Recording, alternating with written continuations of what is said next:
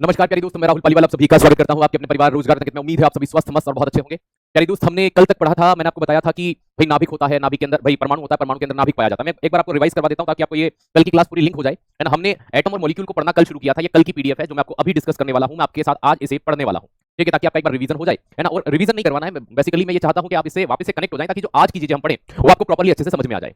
देखो दोस्त, सबसे पहले मैंने एटम के बारे में आपको कुछ जानकारी दी थी कि भाई एटम जो वर्ड है वो डेमोक्रिट्स के द्वारा दिया गया है, स्मॉलेस्ट पार्टिकल होता है, इनडिविजिबल होता है ना। इसके बाद में हमने देखा था कि डाल्टन साहब ने भी कुछ एटॉमिक प्रिंसिपल सबसे पहले सन 1808 में, हालांकि इन्होंने थ्योरी तो 3 में दी थी लेकिन दुनिया के सामने कब आई, 1808 में आई। ये थ्योरी प्रस्तुत करते हैं, उसके बाद ये चीजें सामने आती हैं। इन्होंने कहा दुनिया का कोई भी मैटर है वो छोटे छोटे एटम या अर्थात परमाणु से मिलकर बना होता है। ये स्मॉलेस्ट पार्टिकल होता है, इनडिविजिबल होता है, न्यूट्रल होता है, मतलब उदासीन होता है, ये सभी चीजें। और न ही तो एटम को बनाया जा सकता है, ना नष्ट किया जा सकता है, neither be create nor be destroy. तो ये चीजें हमने कल तक डिस्कस की थी। उसके बाद में मैंने कुछ स्टेटमेंट है डाल्टन के जो एग्जाम में मोस्ट रिपीटेड रहते हैं उनके बारे में मैंने आपको बताया था। कुछ चीजें मैं स्टार लगाते हुए आगे बढ़ता हूं जो मेनली एसएससी है ना लगातार पूछती है, जैसे कि परमाणु रासायनिक अभिक्रिया में भाग लेता है, ये कथन किसने कहा था? डाल्टन ने कहा था। याद रखना, atom participate in chemical reaction. है ना, परमाणु स्वतंत्र अवस्था में नहीं पाया जाता। ये एग्जाम में पूछा जाता है कि स्वतंत्र अवस्था में कौन रहता है? मॉलिक्यूल।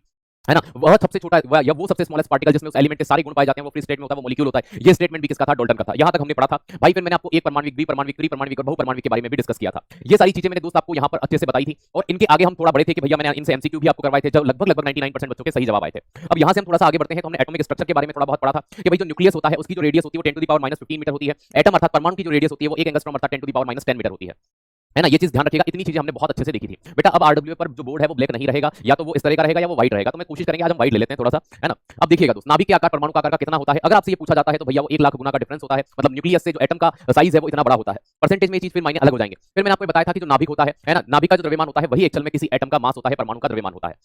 चलिए, है ना, इसी को हमने परमाणु का द्रव्यमान प्रोटॉन की संख्या प्लस न्यूट्रॉन की संख्या जो होती है, यहीं से परमाणु द्रव्यमान निकल करके आया था। तो जब हमने इस चीज को अच्छे से देखा, समझा, तो एक चीज मेरे माइंड में आती, और वो चीज क्या थी जो मेरे मन मस्तिष्क में आई, जो मेरे माइंड में आई। भाई मैं यहाँ पर आपको सबसे पहले 2-3 चीजों के बारे में बताऊंगा। सबसे पहले हम यहाँ पर देखते हैं एटॉमिक। देखो, किसी भी तत्व के बारे में, जैसे मान लीजिए मैं आपको सबसे पहले एक जानकारी दे देता हूँ, एक बेसिक सी। अगर मान लीजिए मैं यहाँ पर लिखता हूँ कि भाई बीच में हमने मान लीजिए एक्स लिख दिया, यहाँ जेड लिख दिया और यहाँ पर ए लिख दिया। अब ये बेसिक सा फंडा है, किसी भी इनमें 2 चीजों से आपको इसको समझाने वाला हूँ। एक वो यहाँ पर आप समझना, फॉर द एग्जांपल मैं एक एलिमेंट को यहाँ पर ले लेता हूँ, जैसे कि हम यहाँ पर हीलियम की बात कर लेते हैं। अब मैं हीलियम की बात करता हूँ तो यहाँ पर मैं कितना लिख सकता हूँ? 2। यहाँ पर मैं कितना लिख सकता हूँ दोस्त? याद रखिएगा 2 लिख सकता हूँ। और साथ ही मैं कितना लिख सकता हूँ यहाँ पर? भाई 2, और यहाँ पर मैं 4 लिख देता हूँ। अब जब भी आपको ये लिखा हुआ मिले जेड क्या होता है, तो याद रखिएगा जेड हमेशा परमाणु क्रमांक को दर्शाता है। किसको दर्शाता है? परमाणु क्रमांक को।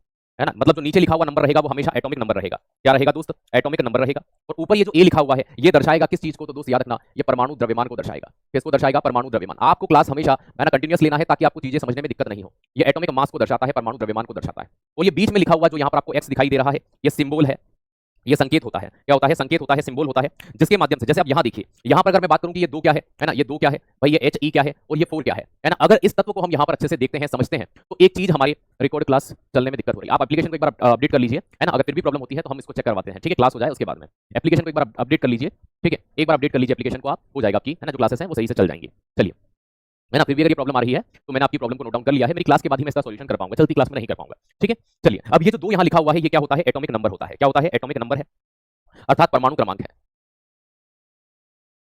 क्या है? परमाणु क्रमांक है। और ये जो ऊपर नंबर लिखा हुआ है ये इसका क्या होता है? ये इसका एटॉमिक मास है ना। हिंदी में हम इसे परमाणु द्रव्यमान कहते हैं। तो ये परमाणु का द्रव्यमान है दोस्त, ठीक है। ये परमाणु का क्या है? द्रव्यमान है। अब अगर मैं आपको यहाँ पर एक चीज समझाना चाहता हूँ कि ये क्या है, तो ये रिप्रेजेंट करता है उस तत्व को जो ये है, हीलियम। तो ये एच ई जो होता है ये हीलियम का सिंबल होता है, संकेत होता है। इस तरह से हम तत्वों को लिखते हैं, समझते हैं दोस्त। याद रखिएगा बेटा, बोर्ड ब्लैक नहीं होगा, ठीक है, नहीं होगा, है ना। या तो वो ये रहेगा या जो अपना कल वाला बोर्ड था वो रहेगा, इन दोनों में से ही एक रहेगा, ठीक है। अब जब आपने इतनी चीज को नोटिस किया तो माइंड में आता है सर ये एटॉमिक नंबर कहां से आया, फिर माइंड में आता है कि एटॉमिक मास कहां से आया। ये 2 चीजें पता चल जाएगी तो फिर आपको मैं ये समझाने की कोशिश करूंगा। प्यारे दोस्त याद रखिएगा, एटॉमिक नंबर कहां से आया, परमाणु द्रव्यमान कहां से आया, किसी तत्व में इलेक्ट्रॉन, प्रोटॉन और न्यूट्रॉन की संख्या कैसे होती है। हम अभी उनको पढ़ेंगे, इलेक्ट्रॉन की खोज किसने की, ये सब पढ़ेंगे, लेकिन वो बाद में। पहले हम एक बेसिक सा कॉन्सेप्ट, एक बेसिक चीज समझ जाएंगे तो हमें इस चीज को समझने में बहुत ही सहायता मिलेगी। आइए हम देखते हैं। सबसे पहले जब, जैसे इस हीलियम को ही मैं लेता हूं भाई, जब हम सबसे पहले यहां पर बात करते हैं किसकी? एटॉमिक नंबर की। तो एटॉमिक नंबर की बात करते हैं, परमाणु क्रमांक की बात करते हैं। तो जब मैं परमाणु क्रमांक की आपसे बात करता हूं, एटॉमिक नंबर की आपसे मैं बात करता हूं, तो भाई सबसे पहली चीज ये आती है कि एटॉमिक नंबर जो है उसकी खोज किसने की, उसको डिस्कवर्ड किसने किया। तो डिस्कवर्ड बाय या खोज का श्रेय किसे दिया जाता है? तो आप अगर इस नाम को भूल जाते हैं तो आप हमेशा एक नाम याद रखिएगा, मोसी ने खोज की थी। किसने की थी? मोसी ने इसको खोजा था, अर्थात हेनरी मोसले सही जवाब होता है ना। तो इस परमाणु क्रमांक की जो खोज का श्रेय दिया जाता है वो हेनरी मोसले को दिया जाता है। किसे दिया जाता है? हेनरी मोसले। तो हेनरी मोसले वो साइंटिस्ट हैं जिन्होंने इसको डिस्कवर किया था, हेनरी मोसले। तो हेनरी मोसले के द्वारा इसको खोजा जाता है। ओके, मैं आपको बता चुका हूं बेटा, आरडब्ल्यू पर अब ब्लैक है ना नहीं आता है बैकग्राउंड। आप कमेंट मत करें, मैंने आपको 4 बार जवाब भी दिया है। ओके, उम्मीद है आप इस चीज को समझ चुके होंगे, है ना। अब अगर मैं बात करूं तो एटॉमिक नंबर हेनरी मोसले ने खोजा सन 1911 में। ये जो हेनरी मोसले होते हैं ये है कौन? तो दोस्त आप कभी भी एक चीज ये पढ़ते हैं कि जैसे मैं आपको ये बताता हूं कि फादर ऑफ पीरियोडिक टेबल कौन है ना, ये आप चीज पढ़ते हैं। तो फादर ऑफ पीरियोडिक टेबल किसे कहा जाता है? Periodic table. तो दोस्त याद रखना आवर्त सारणी का जनक कौन है ना, आवर्त सारणी के जनक कौन है, पिता कौन है? तो आवर्त सारणी के जनक के रूप में हम किसे जानते हैं? तो याद रखना हम मेंडलीव को जानते हैं। किसको जानते हैं? मेंडलीव को जानते हैं। मेंडलीव बोलते हैं, लिखते हैं मेंडलीव है, मेंडलीव को जानते हैं। ये वो आदमी है हेनरी मोसले जिन्हें हम क्या कहते हैं दोस्त, याद रखिएगा, father of modern periodic table. Hindi में कहूं तो आधुनिक आवर्त सारणी के जनक कहलाते हैं।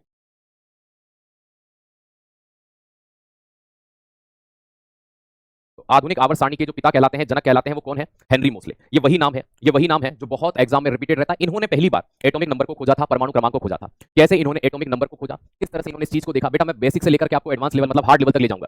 आप में से अधिकतर बच्चे सोच रहे होंगे सर इतना इजी क्यों पढ़ाया जा रहा है, क्योंकि मेरे साथ बहुत सारे बच्चे ऐसे हैं जिन्होंने आज से पहले कभी केमिस्ट्री को नहीं पढ़ा है ना। तो दोस्त याद रखिएगा इस कारण से उन्हें हर चीज में जहां जहां डाउट होता है उन डाउट्स वाली चीजों को मैं बॉक्स में बंद कर देता हूं, ताकि आपको कभी भी इस तरह की कोई प्रॉब्लम का सामना न करना पड़े जहां पर आपको द्वंद उत्पन्न होता है। ओके, अब यहां पर अगर मैं बात करता हूं तो इन्होंने क्या किया था, इन्होंने ये बताया कि किसी भी तत्व का जो एटॉमिक नंबर होता है, परमाणु क्रमांक होता है, वो परमाणु क्रमांक उस तत्व का ही हो सकता है, किसी और का नहीं। तो परमाणु क्रमांक जो तत्व का होता है वो एक्चुअल में इन्होंने कहां से लिया? तो दोस्त याद रखिएगा नंबर ऑफ प्रोटॉन जो थे, क्या थे? Number of proton. प्रोटॉन की संख्या ही क्या बनी? तो याद रखिएगा जितने प्रोटॉन पाए जाते हैं वही उसका परमाणु क्रमांक कहलाता है। और ये सबसे पहले जानकारी किसने दी थी? ये जानकारी सबसे पहले देने का काम किया था हेनरी मोसले ने। मतलब इससे पहले कभी भी परमाणु क्रमांक नाम की कोई चीज नहीं हुआ करती थी। तो प्रोटॉन जो है दोस्त याद रखिएगा, प्रोटॉन जो है वही क्या कहलाता है ना, प्रोटॉन की जो टोटल संख्या होती है उसे ही एटॉमिक नंबर के रूप में जाना जाता है। मैं अभी एक एलिमेंट का पूरा के पूरा पोस्टमार्टम करूंगा ताकि आपको सारी चीजें विस्तृत रूप से समझ में आ जाएं कि वास्तविकता में ये कैसे होता है। ठीक है, तो ये चीज आपने देखी, ये चीज आपने समझी, ये चीज आपने जानी। अगर आपने परमाणु क्रमांक को समझा, अब आता है परमाणु द्रव्यमान, एटॉमिक मास। देखो मैंने हालांकि परमाणु द्रव्यमान आपको पिछली कक्षा में बताया था कि प्रोटॉन की संख्या और न्यूट्रॉन की जो संख्या होती है, इन संख्या के योग को ही क्या कहा जाता है? परमाणु का द्रव्यमान कहा जाता है। क्या कहा जाता है? परमाणु का द्रव्यमान कहा जाता है। ओके, तो इस चीज को आपने इस तरह से नोटिस किया, इस तरह से आपने जाना, है ना। चलिए बहुत बढ़िया, बहुत ही शानदार। अब दोस्त इतनी चीज जब आपने समझ ली, इतनी चीज जब आपने जान ली, तो एक चीज माइंड में आती है, वो ये आती है जैसे हमने यहाँ पर अभी एक एलिमेंट को लिया था, मैं उस एलिमेंट को वापस से यहाँ पर लिखता हूँ। भाई मैं यहाँ पर हीलियम को लेता हूँ, मैं यहाँ 2 लिखता हूँ और यहाँ 4 लिखता हूँ। अब इस तत्व के बारे में अगर मैं सबसे पहला बिंदु अगर आपको बताना चाहूँ कि भैया इसका एटॉमिक नंबर क्या है, तो नीचे जो नंबर लिखा होता है आप सभी जानते हैं वही उसका परमाणु क्रमांक होता है प्यारे। क्या होता है? परमाणु क्रमांक होता है। तो परमाणु क्रमांक इसका कितना निकल करके आया? 2 निकल कर आया, क्योंकि यहाँ पर क्या लिखा हुआ था? 2 लिखा हुआ था।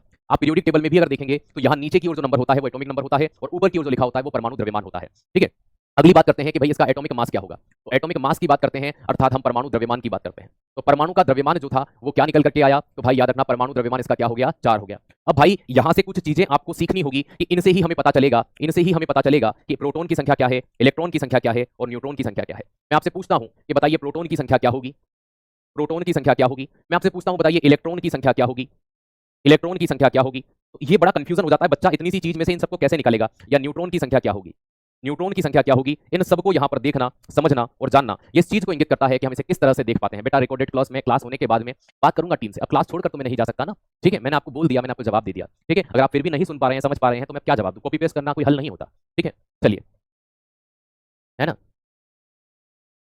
मैंने जवाब दे दिया आपको, 3 बार जवाब दिया रिकॉर्डेड क्लास का। ये क्लास हो जाने दीजिए बेटा। ठीक है, क्योंकि क्या समस्या है टेक्निकल, मुझे बात करनी पड़ेगी। बिना बात के मैं आपको कैसे जवाब दे दूं। ठीक है, हम जानते हैं कि जो प्रोटॉन होता है, प्रोटॉन की संख्या ही क्या होती है? परमाणु क्रमांक। मतलब कि अगर यहाँ पर इसका भाई ये जो 2 है, अगर ये इसका एटॉमिक नंबर है, अर्थात इसमें प्रोटॉन की संख्या कितनी होगी? 2 होगी, क्योंकि एटॉमिक नंबर ही, परमाणु क्रमांक ही प्रोटॉन की संख्या होती है। दोस्त इस बारे में ध्यान रखिएगा, है ना। प्रोटॉन की संख्या ही क्या होती है? परमाणु क्रमांक होती है। ठीक है, चलिए अब बात अगर मैं करता हूं इलेक्ट्रॉन की संख्या, हमेशा इस बात को ध्यान रखिएगा, हमेशा इस बात को आप ध्यान रखिएगा कि भैया जो प्रोटॉन की संख्या होती है वो हमेशा बराबर होगी किसके? जो प्रोटॉन की संख्या होती है वो बराबर होगी इलेक्ट्रॉन के। लेकिन अगर बस वो एलिमेंट की बात करें, किसी को इलेक्ट्रॉन देना नहीं है, किसी से लेना नहीं है, उस कंडीशन में जैसे आप ये समझिए, मैंने आप 2 दोस्तों को 10-10 रुपए दिए। किसने दिए? मैंने दिए। अब अगर मान लीजिए एक दोस्त ने किसी को 1 रुपया दे दिया, किसी से 1 रुपया ले लिया, तो या तो उसके पास 9 रुपए हो जाएंगे या उसके पास 11 रुपए हो जाएंगे। किस तरह सही बात है। अगर आपका वो दोस्त इलेक्ट्रॉन है, अगर वो किसी से पैसा नहीं ले, ना किसी को पैसा दे, इलेक्ट्रॉन यहाँ क्या कर सकता है? किसी और से इलेक्ट्रॉन न ले, किसी और को इलेक्ट्रॉन न दे, है ना तो वो एक्सेप्ट करे इलेक्ट्रॉन, न डोनेट करे। ऐसी कंडीशन में हमेशा उस तत्व के अंदर इलेक्ट्रॉन और प्रोटॉन की संख्या हमेशा क्या होती है? बराबर। अगर यहाँ प्रोटॉन 2 थे तो इलेक्ट्रॉन भी कितने हो जाएंगे? 2 हो जाएंगे। बस एक कंडीशन जो मैंने आपको बताई है कि ना तो इलेक्ट्रॉन दिया जाना चाहिए, ना इलेक्ट्रॉन को एक्सेप्ट किया जाना चाहिए, है ना। बस ऐसी कंडीशन में तो इलेक्ट्रॉन की संख्या भी यहाँ कितनी हो जाएगी? 2 हो जाएगी। दोस्त याद रखना। अब न्यूट्रॉन की संख्या कहां से आती है? आपको मैंने कल की क्लास में एक चीज पढ़ाई थी, आप यहाँ देखिए, इसको देखिए, परमाणु का द्रव्यमान। मैंने यहाँ पर आपको एटॉमिक मास पढ़ाया। ये 2 चीजों से मिलकर बना होता है, number of proton, number of neutron. Proton की संख्या प्लस न्यूट्रॉन की संख्या किस किस चीज से बना हुआ है? फिर से देखना, number of proton, number of neutron, proton की संख्या प्लस न्यूट्रॉन की संख्या। अब यहाँ देखिए आपके पास में भैया, है ना, अगर मैं आपको यहाँ कहता हूँ तो आपको ये तो पता चल गया कि जो एटॉमिक मास है वो 2 चीजों से मिलकर बना हुआ है। एटॉमिक मास 2 चीजों से मिलकर बना हुआ है। किस किस से मिलकर बना हुआ है? तो दोस्त याद रखना, number of proton, number of proton, proton की संख्या plus number of neutron. Number of neutron. अब आपके पास में यहाँ दो चीजें हैं, आपके पास एटॉमिक मास है इसका किस रहा है 4, क्या है 4, बराबर नंबर ऑफ प्रोटॉन आपको पता है कितना है 2, और आपको क्या निकालना है न्यूट्रॉन निकालना है। अब आप खुद ही समझदार हैं कि इधर प्लस की चीज है, इधर आएगी तो काय की हो जाएगी माइनस की हो जाएगी, और माइनस की हो जाएगी तो ये कितना निकलेगा भाई 4 में से 2 जाएगा तो 2। अगर आप इतना लंबा चौड़ा नहीं करना चाहते तो इन इसमें से इसको सीधा यहाँ पर माइनस कर दीजिए, है ना, ये आपका एटॉमिक नंबर है, ये द्रव्यमान है। अगर इसको इसमें से सीधा माइनस करोगे तो न्यूट्रॉन की संख्या आपको पता चल जाएगी। दोस्त अब मैं आपसे एक प्रश्न यहाँ पर पूछूंगा, उसका जवाब आप देंगे, एक प्रश्न मैं आपसे पूछूंगा, उसका जवाब अब आप देंगे। दोस्त याद रखिएगा, उसका जवाब अब आप देंगे, इस चीज को ध्यान रखिए। मैं आपसे पूछने वाला हूं एक एलिमेंट के बारे में, जिसके बारे में विस्तृत जानकारी अब आप प्रदान करेंगे, मैं नहीं। मैं एक एलिमेंट के बारे में यहां पर लिखूंगा और उसके बारे में आप बताएंगे, है ना। इससे मुझे पता चल जाएगा कि आप ये निकालना सीख चुके हैं। मैं यहाँ पर Na लिखता हूँ सोडियम, यहाँ पर मैंने 11 लिखा और यहाँ पर मैंने 23 लिखा। अब सारी जानकारियां आप मुझे फिलअप करके बताएंगे कि कौन क्या होगा। मैं आपको साथ ही साथ प्रैक्टिस करवाते हुए जा रहा हूं, मैं नहीं चाहता कि आप ये बाद में कहीं उलझें। आप कमेंट करके बताएंगे तो मैं समझ जाऊंगा कि आप निकालना सीख चुके हैं। एज इट इज मैं आपसे एक और निकलवाऊंगा ताकि मैं कॉन्फिडेंट हो जाऊं कि आप इसको बहुत अच्छे से समझ चुके हैं, सीख चुके हैं। चलिए आप मुझे सोडियम का जल्दी से यहाँ पर नंबर निकालकर बताइए कि कौन क्या होगा, बताइए, एक बार करने का प्रयास करिए, बहुत बढ़िया।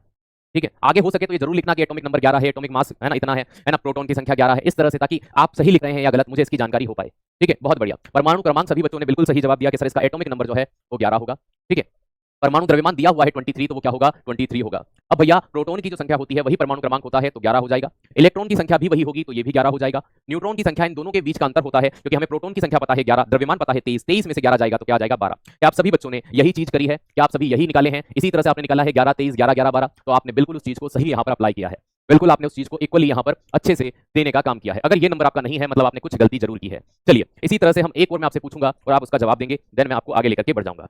मैं समझूंगा कि आप ये सीख चुके हैं। मैंने यहाँ पर हाइड्रोजन लिखा, मैंने यहाँ पर 1 लिखा और यहाँ पर भी मैंने 1 लिखा। अब आप मुझे ये बताएंगे कि भाई यहाँ पर कौन सा नंबर क्या होगा।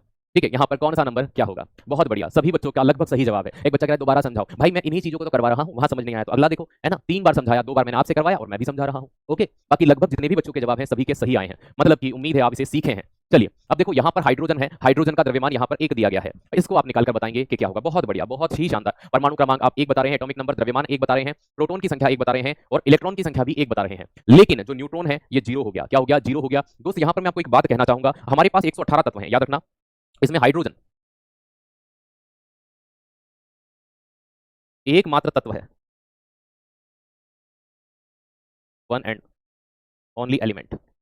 हाइड्रोजन ऐसा एकमात्र तत्व है, याद रखना, जिसमें जो न्यूट्रॉन की संख्या होती है, जो न्यूट्रॉन होते हैं वो क्या होता है 0। ऐसा इसके अलावा और कोई भी तत्व नहीं है ना। ये आपकी एग्जाम में मोस्ट रिपीटेड क्वेश्चंस में से एक माना जाता है कि वो तत्व का नाम बताइए जिसमें न्यूट्रॉन की संख्या 0 होती है। आपके पास में टोटल 118 एलिमेंट है प्यारे, कितने? 118। उन 118 में से सिर्फ हाइड्रोजन ही एकमात्र ऐसा है जिसके अंदर, दोस्त याद रखिएगा, नंबर ऑफ जो न्यूट्रॉन होते हैं उनकी संख्या क्या पाई जाती है? 0 पाई जाती है। इसके अलावा दूसरा कोई भी ऐसा तत्व दुनिया के अंतर्गत नहीं है। इस बात को आप यहाँ पर ध्यान रखना। ओके, उम्मीद है ये चीज आप यहाँ पर अच्छे से समझ पाए होंगे। अब इसके बाद मैं आपको आगे लेकर के चलता हूँ दूसरी चीज के लिए। अब देखो इन चीजों को पढ़ने से पहले तो हम डाल्टन के बारे में ही पढ़ रहे थे और हमने इन चीजों को बीच में लिया। प्रश्न कैसे आएंगे? प्रश्न ऐसे ही तो आएंगे, आपसे दे दिया बताइए हाइड्रोजन में न्यूट्रॉन की संख्या कितनी होती है, सोडियम में न्यूट्रॉन की संख्या कितनी होती है, मैंने आपको निकालना सिखाया, यहीं से प्रश्न बनते हैं। ओके, अब मैं आपको एक चीज बताता हूं, जो डाल्टन का परमाणु सिद्धांत था ना, वो किस पर बेस्ड था? डाल्टन का परमाणु सिद्धांत किस पर आधारित था? एक बहुत ज्यादा चर्चित प्रश्न आता है ना, डाल्टन, है ना, याद रखना, प्रिंसिपल ऑफ डाल्टन या डाल्टन प्रिंसिपल बेस्ड ऑन, किस पर आधारित था? तो डाल्टन का जो एटॉमिक प्रिंसिपल था वो किस पर आधारित था? ये प्रश्न एग्जाम में बहुत आता है। क्या आता है? डाल्टन का परमाणु सिद्धांत। ठीक है, डाल्टन का जो परमाणु सिद्धांत था वो किस पर आधारित था? याद रखना, आपका आंसर बनेगा रासायनिक संयोजन। रासायनिक संयोजन पर आधारित था। किस पर आधारित था? है ना, रासायनिक संयोजन पर आधारित था। Dalton's atomic principle based on, ये किस पर बेस्ड था? तो केमिकल कंपोजिशन, है ना। रासायनिक संयोजन को क्या कहा जाता है इंग्लिश में? Chemical composition.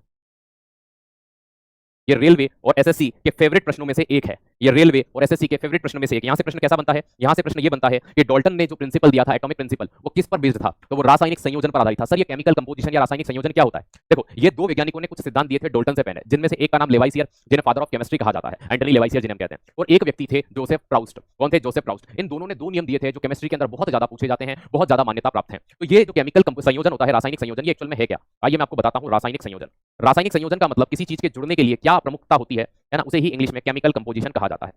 तो केमिकल कंपोजिशन जो था, केमिकल कंपोजिशन जो था, उसके लिए मुख्य रूप से 2 लॉ होते हैं। तो याद रखना 2 नियम है इसके। कितने नियम हैं? 2 नियम। ठीक है, तो दो लो हैं जिनके आधार पर रासायनिक संयोजन का नियम काम करता है। क्या करता है? रासायनिक संयोजन का नियम इस पर काम करता है। ठीक है, इनसे कैसा क्वेश्चन पूछेगा, मैं क्वेश्चन बताकर ही आंसर बता रहा हूं। इसे कहते हैं, ठीक है, कि क्लास में सुनना नहीं है, बस कॉपी पेस्ट करना। यहां से कैसे प्रश्न बनेगा, जबकि मैंने 10 बार तो यही बता दिया, स्टार लगाकर बता दिया कि भाई प्रश्न ये पूछते हैं डाल्टन का परमाणु सिद्धांत किस पर आधारित है, तो उस किस पर आधारित है का आंसर क्या बनेगा? रासायनिक संयोजन। अब फिर भी ये पूछते हो कैसा प्रश्न बनेगा, बेटा हर जगह से प्रश्न कैसा बनेगा ये चीज हम बताते हुए चलते हैं, थोड़ा सा क्लास पर ध्यान रखेंगे तो चीजें अच्छे से समझ में आ जाएगी। ओके, आगे बात समझ में आपको?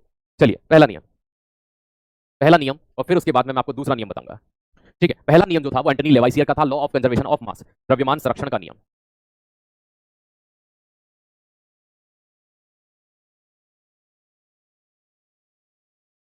लॉ ऑफ कंजर्वेशन ऑफ मास, और दूसरा था, है ना, याद रखिएगा, द्रव्यमान संरक्षण का नियम, स्थिर अनुपात का नियम, लॉ ऑफ, है ना, डिफाइनाइट रेशियो, है ना, स्थिर अनुपात का नियम।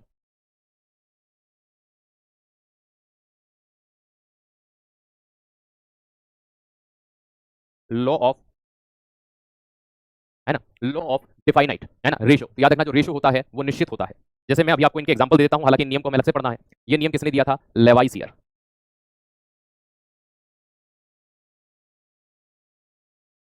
एंटनी लेवाइसियर या फिर जोसेफ प्राउस्ट ने स्थिर अनुपात का नियम दिया था।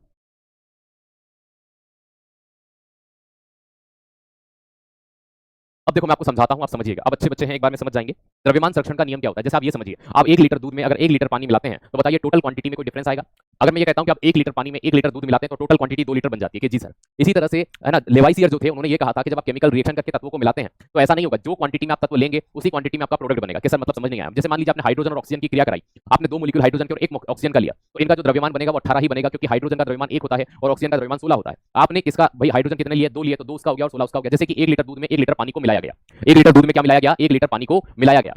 तो वो चीज जो आप यहां पर नोटिस करते हैं, वो यहां पर देखते हैं, वो इसी तरह से सामने आती है। तो स्थिर अनुपात का जो नियम है वो जोसेफ प्राउस्ट के द्वारा दिया जाता है। किसके द्वारा दिया जाता है? जोसेफ प्राउस्ट के द्वारा स्थिर अनुपात के नियम को दिया जाता है, और इसी नियम से ये सारी चीजें हम यहां पर इजीली सरलतम रूप में देखते हैं। उम्मीद है ये चीज आपको यहां पर अच्छे से समझ में आई होगी। अगर आपने इस चीज को यहां देखा, स्थिर अनुपात मतलब जो रेशो होता है वो स्टेबल होता है। हालांकि इन दोनों नियम को हम आगे पढ़ेंगे, कब पढ़ेंगे? बाद में। अभी सिर्फ आप ये ध्यान रखना कि रासायनिक संयोजन का जो नियम होता है वो 2 नियम पर बेस्ड होता है। वो 2 नियम कौन से हैं? एक होता है द्रव्यमान संरक्षण का नियम, एक स्थिर अनुपात का नियम, law of conservation of mass, law of definite ratio. अगर मैं आपसे यहां ये कहता हूं, मैं आपको ये बताना चाहता हूं कि लेवाइसियर और जोसेफ प्राउस्ट ने जो नियम दिए वो बिल्कुल ही कैसे थे? तो भाई बेसिक नियम थे, लेकिन इन दोनों नियम को ध्यान में रख करके डाल्टन ने अपना एटॉमिक प्रिंसिपल बनाया, परमाणु सिद्धांत बनाया, और इसी को कहा जाता है केमिकल कंपोजिशन, रासायनिक संयोजन का नियम। तो ये प्रश्न एग्जाम में जब जब आता है बच्चा इसे गलत करके आता है। तो समझो, डाल्टन का एटॉमिक प्रिंसिपल हमने पढ़ा, उस एटॉमिक प्रिंसिपल बनाने के लिए उन्होंने जिन 2 नियमों का अध्ययन किया था वो नियम थे द्रव्यमान संरक्षण का नियम और स्थिर अनुपात का नियम। इंग्लिश में कहें तो law of conservation of mass, law of definite ratio. इन दोनों नियम को मिलाकर के उन्होंने अपना एटॉमिक प्रिंसिपल या फिर मैं आपसे कहूं तो परमाणु सिद्धांत दिया। जब इन दोनों नियम को एक साथ लेकर के काम किया जाता है, इस नियम को रासायनिक संयोजन का नियम कहते हैं। क्या कहते हैं? है ना, याद रखिएगा, केमिकल कंपोजिशन, केमिकल कंपोजिशन का नियम कहा जाता है। इन नियम को हम आगे जब आवर्त सारणी या पीरियोडिक टेबल पढ़ रहे होंगे तब इन्हें डिटेल से पढ़ेंगे। आप वहां पढ़ना चाहते हैं कि यहीं पढ़ना चाहते हैं? जैसा आप कहेंगे मैं आपको करवा दूंगा। आप यहां पढ़ना चाहते हैं तो मैं यहीं एक्सप्लेन कर दूंगा। कमेंट करिए, मैं आपके कमेंट चेक कर रहा हूं, बताइए।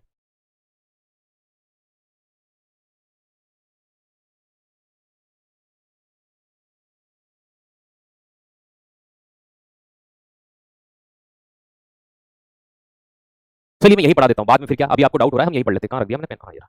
है ना, हम द्रव्यमान संरक्षण का नियम ले लेते हैं, नंबर 1। आप यही पढ़ लीजिए ताकि आपको समझ में आ जाए।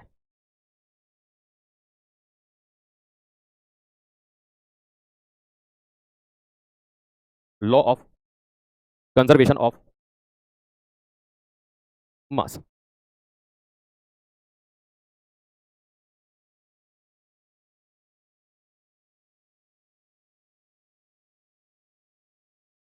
रासायनिक अभिक्रिया में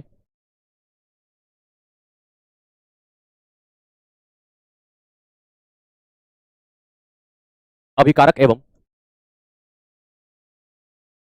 उत्पाद का भार एक समान होता है। मैं अभी इसको पूरा समझाऊंगा तो आपको समझ में आएगा ये अभिकारक क्या होते हैं और उत्पाद क्या होता है। इन केमिकल रिएक्शन,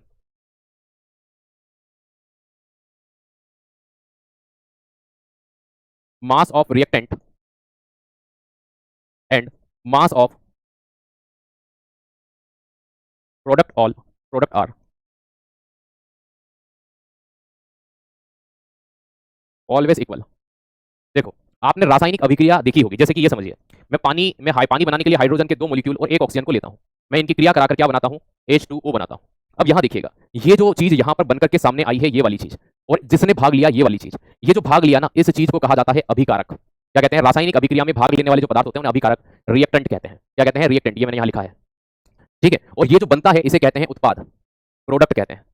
कुल मिलाकर के जैसे कि 1 लीटर दूध और 1 लीटर पानी लिया तो इधर टोटल चीज क्या बनेगी, 2 लीटर बनेगी, है ना। अब यहां देखना, हाइड्रोजन के एक मॉलिक्यूल का वजन कितना होता है, 1 होता है, द्रव्यमान कितना होता है, 1। अब अपने हाइड्रोजन कितने लिए, सर 2 लिए, ठीक है भाई। ऑक्सीजन के एक मॉलिक्यूल का वजन कितना होता है, 16। ऊपर हमेशा द्रव्यमान लिखा होता है, मैंने आपको अभी पढ़ाया।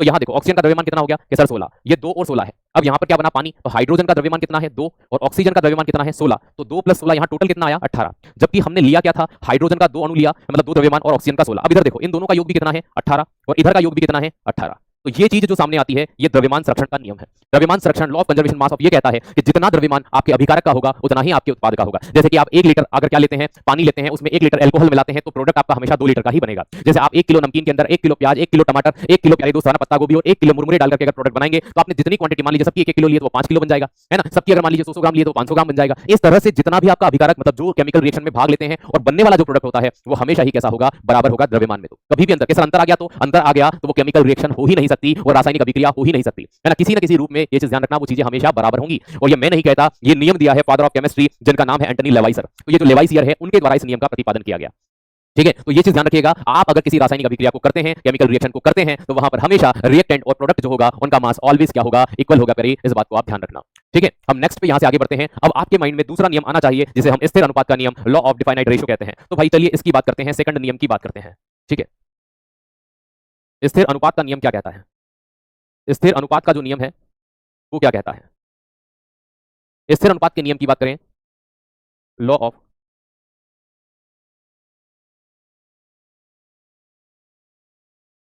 डिफाइनाइट रेशो, इनमें वैसे बहुत ज्यादा अंतर होता नहीं है, ठीक है। इन दोनों नियम को अगर आप अभी पहले इसको एक बार अच्छे से देख लीजिए, देन मैं वापस आपको वहीं लेके चलूंगा जहां पढ़ रहे हैं स्थिर अनुपात के नियम। चलिए,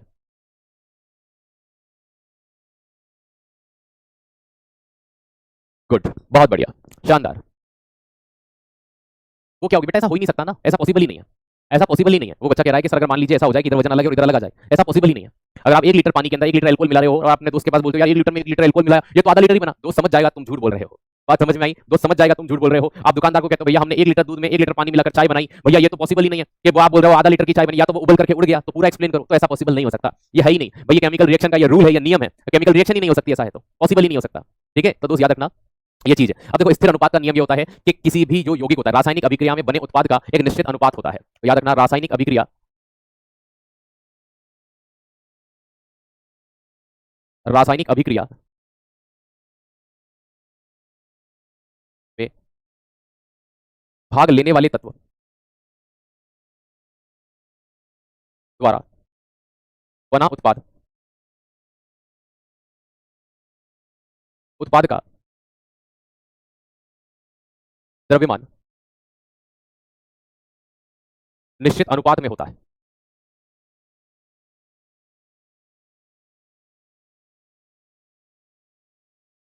इन केमिकल रिएक्शन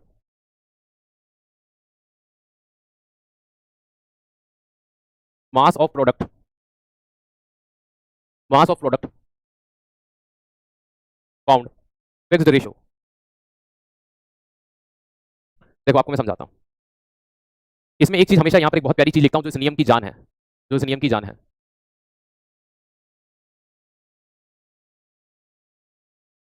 किसी भी प्रकार से बनाने पर,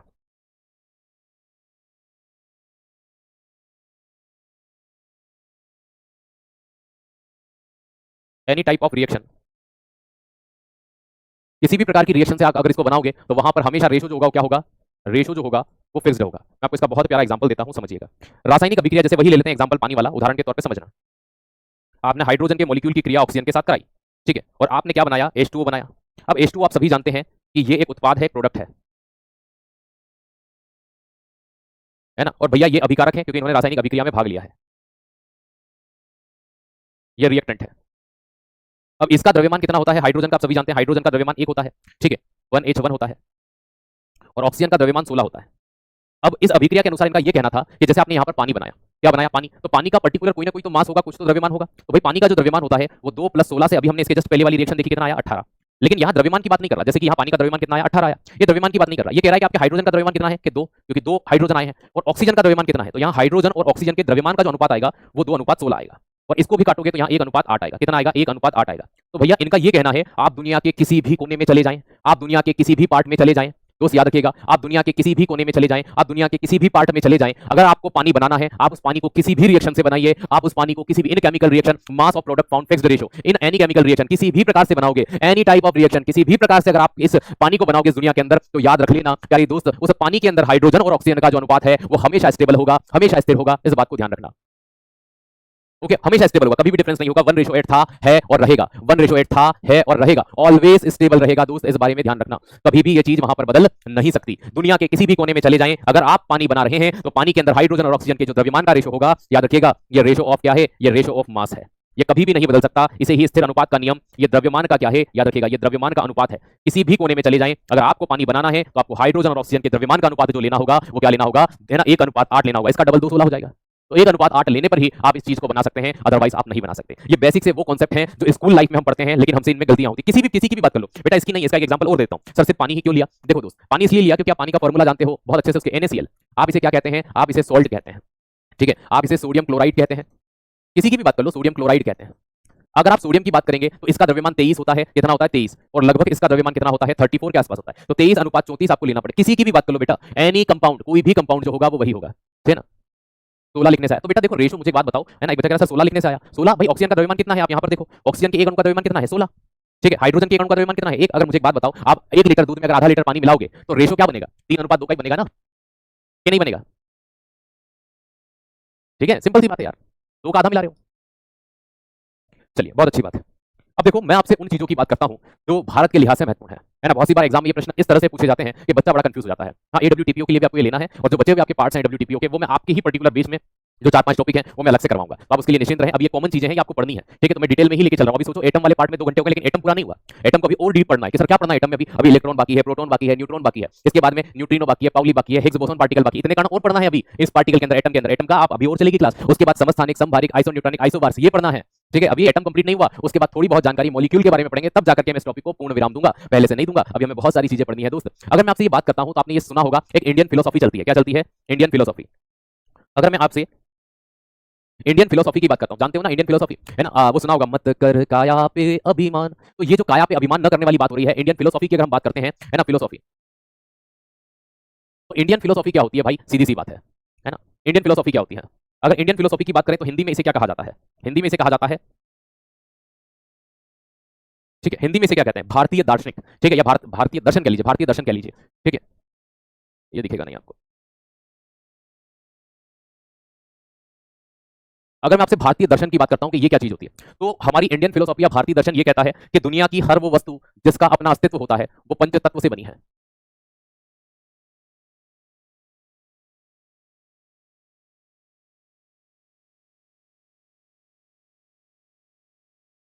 फाइव मैटर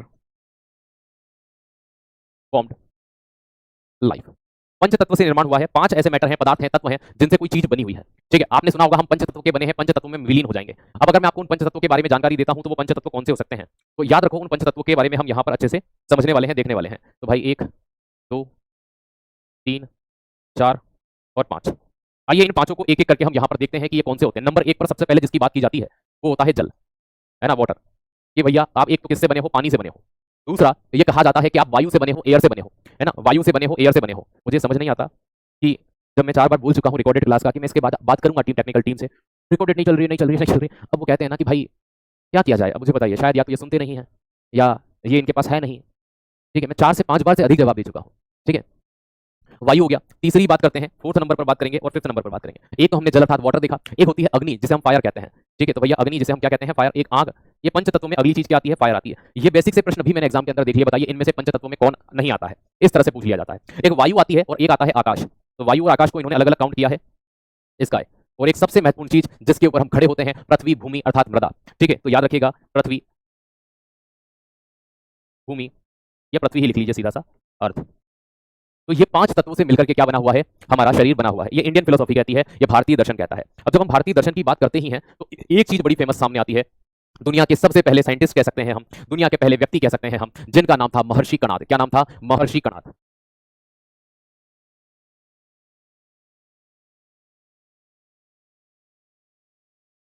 महर्षि कणाद दुनिया के पहले ऐसे व्यक्ति माने जाते हैं जिन्होंने सन 860 ईसा पूर्व में ही इस चीज को बता दिया था, है ना, सन 1 के 860 साल पहले ये बता दिया था कि दोस्त सभी पदार्थ सूक्ष्मतम कण से बने होते हैं, है ना। सभी पदार्थ का निर्माण, सभी पदार्थ का निर्माण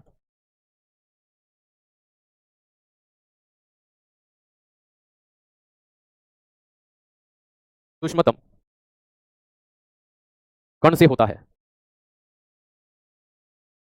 दुनिया के अंदर जितने भी छोटे, है ना, छोटे छोटे कण हैं, जिन्हें आज के समय में हम क्या कहते हैं, परमाणु कहते हैं, ये आज से सन 860 ईसा पूर्व में, है ना, याद रखिए, आज 250 साल और 250 में 860 साल और जोड़ लेना, इतने साल पहले हमारे यहाँ पर एक आचार्य, एक ऋषि बता गए जिनका नाम महर्षि कणाद था, है ना। All substance formed by smallest particle, है ना, ऑल सब्सटेंस या मैटर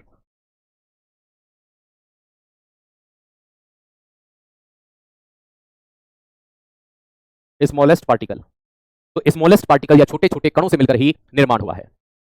तो इस चीज को हमने यहां पर देखा, इस चीज को हमने समझा, तो हमने डाल्टन के बारे में देखा, तो हमें ये चीज समझ में आई। आपने देखा कि जब ब्रिटिशर्स हमारे यहाँ हुआ करते थे, वो इंडिया से सिर्फ ये चीजें लेकर नहीं गए, क्या कि सोना चांदी जवाहरात, वो हमारे यहाँ से किताबें ट्रांसलेट कर करके लेके भी गए थे अपने साथ में, और उन किताबों का उन्होंने अध्ययन किया, पढ़ा, और उन चीजों पर, जैसे आपको मैं किताब का नाम बताता हूँ, महर्षि सुश्रुत की किताब थी सुश्रुत संहिता, है ना, आपने कभी नाम सुना हो, बहुत फेमस ऋषि मुनि रहे, लेकिन दुनिया का पहला सर्जन माने जाते हैं वो, हम नहीं, विदेशी मीडिया